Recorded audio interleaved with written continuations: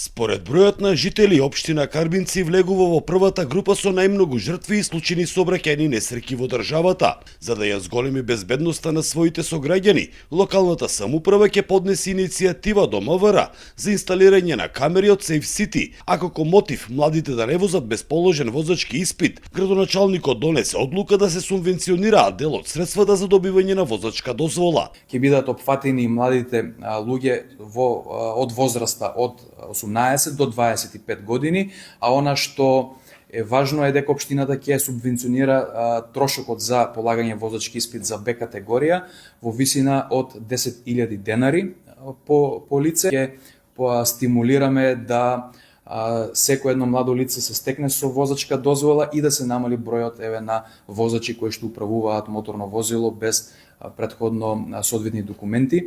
Во делот на чистата животна средина, општината ќе ги стимулира и сите оние домаќинства кои за огрев ќе користат пелети како алтернативно гориво за загревање на домовите. Се работи за субвенционирање некаде од во висина од 20% или не повеќе од 12.000 денари по домаќинство. Исто така продолжува мерката за субвенционирање при купување на инвертер клима уред, која даде солидни резултати изминатиот период. Мерка која што досега во овие 3 години некаде околу 120-130 семејства, домаќинства ја успешно реализираа. Тоа значи општина Карбинци во тие 3 години успешно врати некаде 2,5 милиони денари директно кон граѓаните. За реализација на мерките, средствата се обезбедени од општинскиот буџет, а нивната примена ќе започне по објавувањето на јавните повици. За Сител, Трајан Ристовски.